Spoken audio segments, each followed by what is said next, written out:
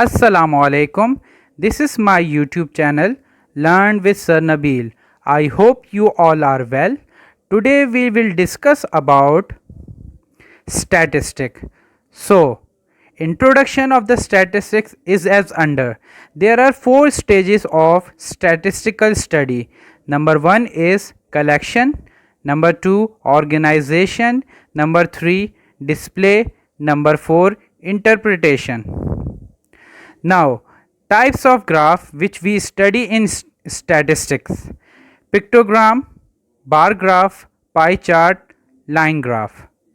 So, firstly, we have to discuss pictogram.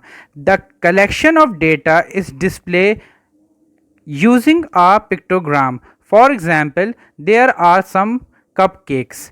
So, on Monday, we can see there are 5 cupcakes, and in this picture which shows one cupcake is equals to 6. So this graph shows the quantity of cupcake. Next is bar graph. We can easily see that we are discussing about the fruits: apple, orange, banana, kiwi fruit, blueberry and grapes. The height of the buildings shows the number of the people. This is called bar graph.